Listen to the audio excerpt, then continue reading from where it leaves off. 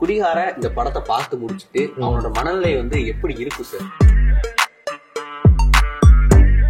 குடிகாரங்கள் வந்து நம்ம வந்து ஒரு மாதிரி ஒரு ஜாதியாவே ஒதுக்கி வச்சிட்டோம். அவங்க என்னானாலும் பரவாயில்லங்கிறது. நீங்க நடிக்கிறதுக்கு தான் சம்பளம் கொடுக்குறாங்க, அதுல என்ன இப்படி வேலை?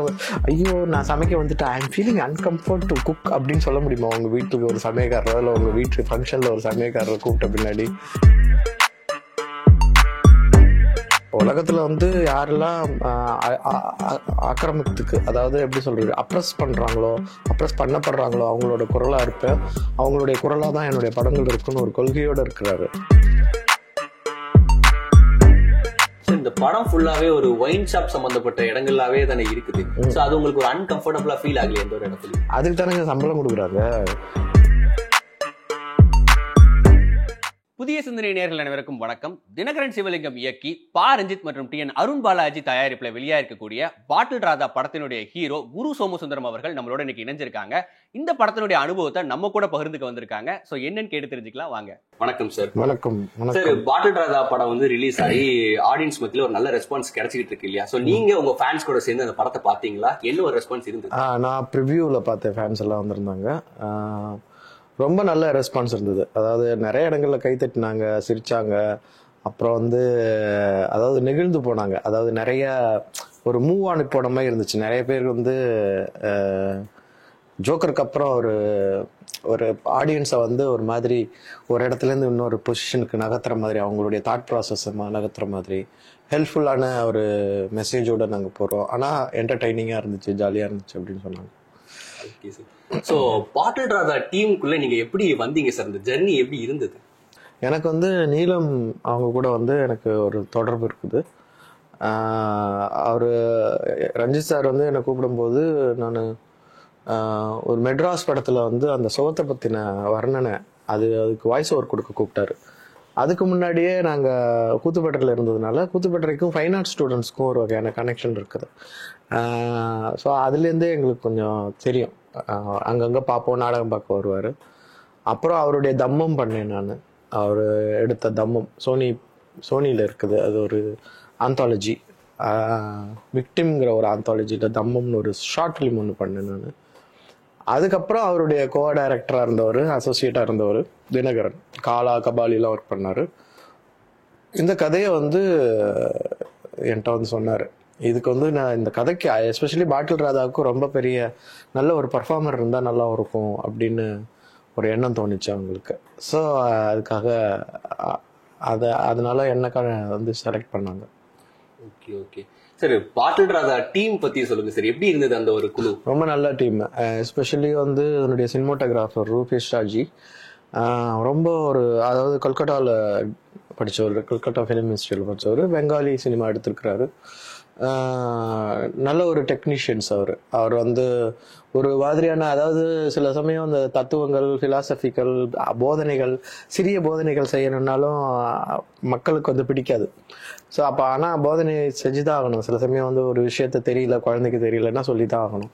அது மாதிரி எடுக்கணுங்கும்போது, சொல்லணுங்கும்போது அவங்களுக்கு பிடிச்ச மாதிரி சொல்லணும். அப்போ அதில் ஒரு ஆஸ்பெக்ட் வந்து சினிமோட்டோகிராஃபி வந்து இந்த படத்துக்கு ரொம்ப முக்கியமானது. ஏன்னா மெட்ராஸ்னு அந்த அம்பத்தூர், செம்பரம்பாக்கம், பாடி இந்த ஏரியா இல்லை இருக்கிற அந்த லேண்ட்ஸ்கேப்பு, அந்த மக்களுடைய அந்த கலர் எல்லாமே அழகாக கொண்டு வந்தார். அப்புறம் ராஜா ஆர்ட் டைரக்டர், அவரும் ரொம்ப சூப்பராக பண்ணியிருந்தார். இப்போ கூட அவர் ரூபேஷர் தான் சொன்னார், ராஜாவுடைய ஆர்ட் டைரக்ஷன் தான் மேலே தான் நான் லைட் பண்ணுறேன், அதுதான் ரொம்ப முக்கியம் அப்படின்னாரு. ஸோ எனக்கு வந்து கனெக்ஷன் இன்பிட்வீன் ஒரு சினிமாவில் வந்து ஆக்டருக்கும் கோ ஆக்டருக்கும் கனெக்ஷன் இருக்குது, ஆக்டருக்கும் டைரக்டருக்கும் கனெக்ஷன் இருக்குது. அதே மாதிரி சினிமோட்டோகிராஃபருக்கும் ஆர்ட் டைரக்டருக்கும் ஒரு கனெக்ஷன் இருக்குது. ஏன்னா நீ என்ன ஆர்ட் டைரக்ஷனில் வச்சுருக்கோ அதுக்கு லைட்டு போட்டு அந்த கலரை வந்து உண்டு பண்ணுறாங்க. அந்த மாதிரி ஒரு கனெக்ஷன், அந்த ஒரு நல்ல டீம் அது. சாண்ட்ரோல்டனுடைய மியூசிக்கு, சஞ்சனா வந்து எனக்கு பேரா நடிச்சிருக்கிறாங்க, ரொம்ப நல்லா நடிச்சிருக்கிறாங்க. அவங்க வந்து இன்னொரு ஒரு ஒரு ப்ளஸ் பாயிண்ட்டாக இருக்காங்க. அதாவது வெறும் கேரக்டராக மட்டும் இல்லாமல் தமிழ்நாட்டில் இந்த மாதிரி பிரச்சனையில் இருக்கிற பெண்களுடைய ஒரு வகையான குரலாக கூட அவங்களுடைய கேரக்டர் இருக்கும். சூப்பராக பண்ணியிருந்தாங்க.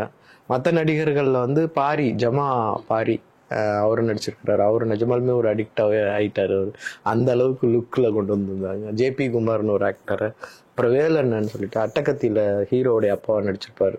ஸோ நீலம் அண்ட் பலூன் பிக்சர்ஸ் வந்து சேர்ந்து பண்ணியிருக்கிறாங்க. ரொம்ப சந்தோஷம் எனக்கு. ஒரு நல்ல ஒரு டீம். சரி, இப்போ வந்து ஒரு குடிகார இந்த படத்தை பார்த்து முடிச்சுட்டு அவனோட மனநிலை வந்து எப்படி இருக்கும் சார்? குடிகாரம் மட்டும் இல்லை, எல்லாருமே ஒரு சேலஞ்சை வாழ்க்கையில மீட் பண்ணிட்டே இருக்கோம். குடிகாரங்க குடியிலேருந்து வெளியே வர சேலஞ்சை மீட் பண்றாங்க.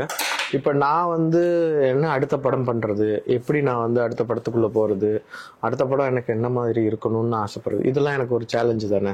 ஸோ அப்போ அந்த சேலஞ்சை நான் மீட் பண்ண வேண்டியிருக்கும். ஸோ அதே மாதிரி சேலஞ்சை மீட் பண்ற, அதுல வந்து தயங்கி நிற்கிற, அதுல வந்து ஹெஸ்டேட் ஆகுற, அதுல கன்ஃபியூஸ் ஆகுற எல்லாருக்குமே இதுல ஒரு ஹோப் கொடுக்கும்.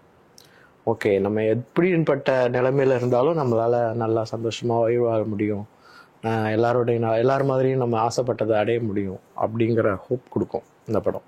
Okay sir. ஸோ பாட்டில் ராதா அப்படின்ற படத்துடைய கதையை வந்து முதல்ல உங்கள்கிட்ட இயக்குனர் சொல்லியிருப்பாரு இல்லையா? ஸோ அந்த அனுபவம் எப்படி சார் இருந்தது?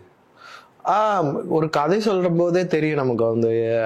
ஏன்னா சில சமயம் வந்து அதை வச்சு ஜட்ஜும் பண்ண முடியாது. ஒரு கதை சொல்லும் போது அந்த டைரக்டர் வந்து எந்த நோக்கத்துல சொல்றாரு அப்படிங்கிறது எனக்கு புரியணுங்கிறதுக்காக சொல்றாரா, இல்ல அவருடைய ஒரு டீம், அதாவது ஒரு எல்லாமே சேர்ந்து டீமா இப்படி ஒண்ணு பண்ண போறோம் அப்படிங்கறத சொல்றாரா அப்படிங்கிறது வந்து நம்ம ஜட்ஜ் ரொம்ப பண்ண முடியாது. ஸோ ஆனா தினகரன் சிவலிங்கம் வந்து ரொம்ப அழகா சொன்னாரு. எமோஷனலாக சீன்ஸ் எல்லாம் நிறைய இருந்தது, காமெடியாகவும் இருந்தது. ஸோ ரொம்ப ஒரு நல்ல நேரேஷன் கேட்டேன் நான் அவர்கிட்ட. சரி, இப்போ வந்து நீங்க ஒரு குடிகாரன் அப்படின்ற ஒரு ரோல் பண்றாங்க இல்லையா? ஸோ இது நிறைய பேர் வந்து பண்ண மாட்டாங்க, இல்லை மறுத்துருவாங்க. ஸோ நீங்க எப்படி இந்த ரோலை எடுத்துக்கிட்டீங்க?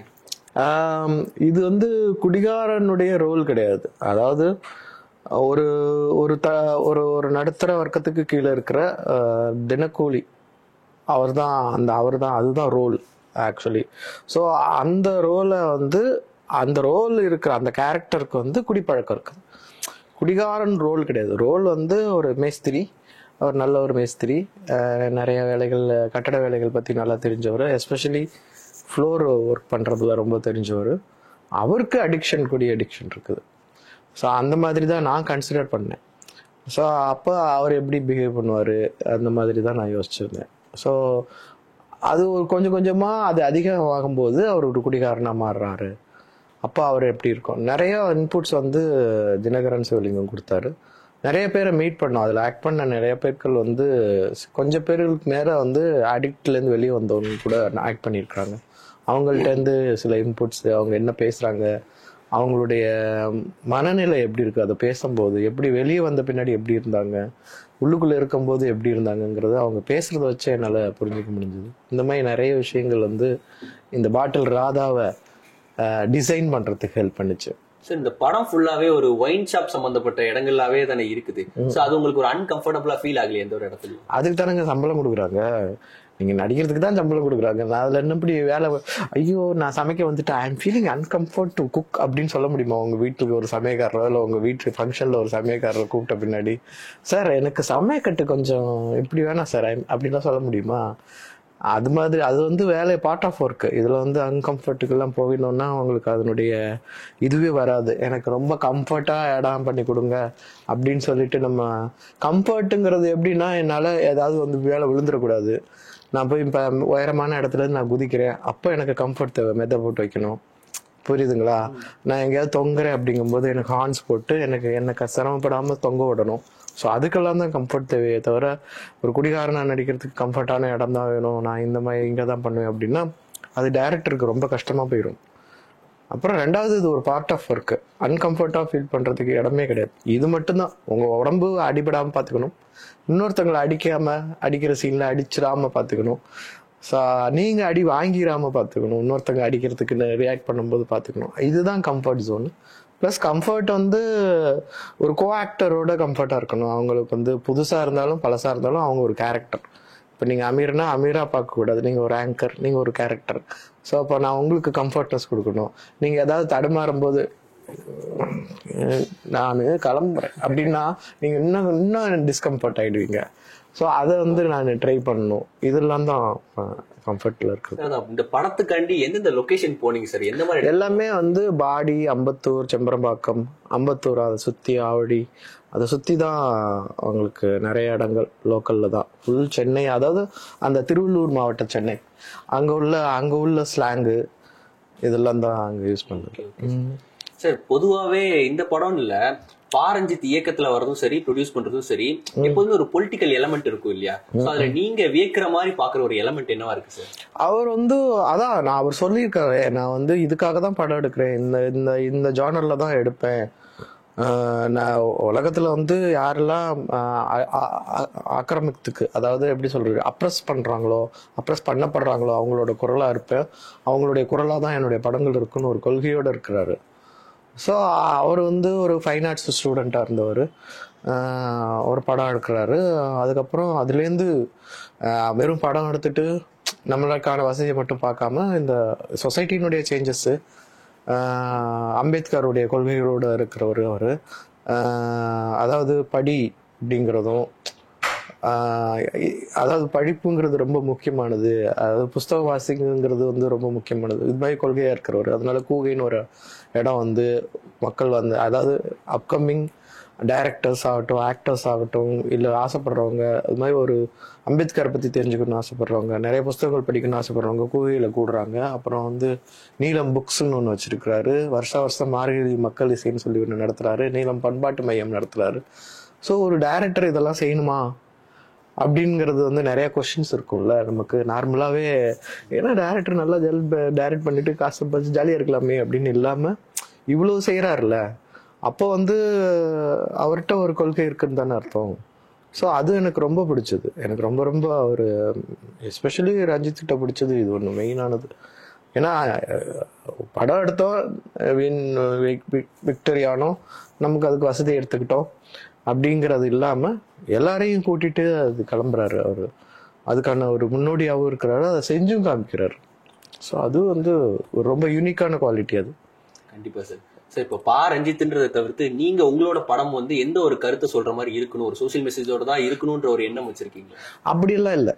நான் வந்து அதாவது சோசியல் மெசேஜ் சொல்லணுங்கிறதுக்காக நான் எந்த படமே எடுத்துக்க மாட்டேன்.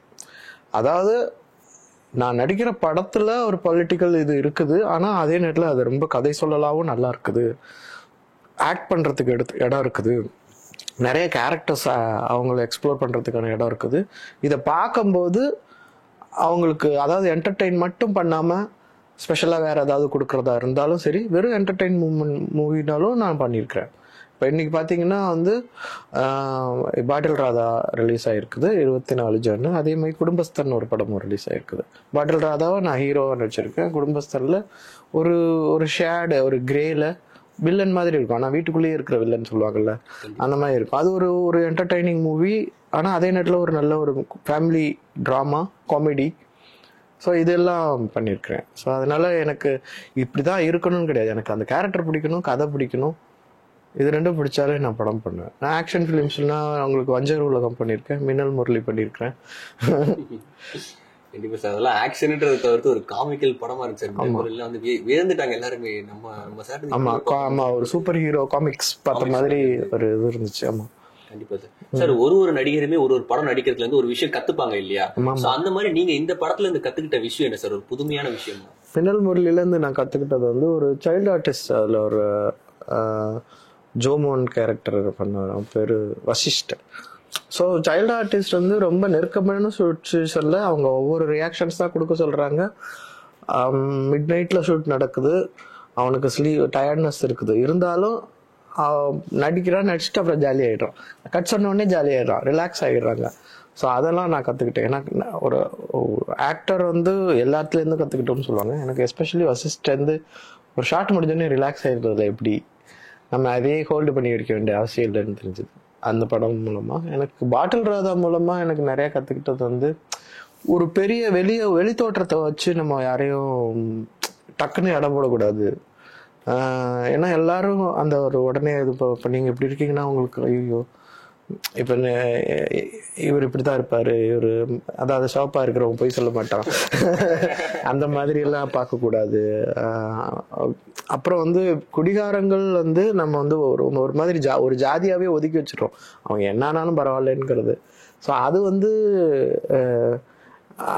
அந்த மாதிரி பார்க்கக்கூடாதுங்கிறதுலாம் சில லேர்னிங்ஸ் இருந்தது.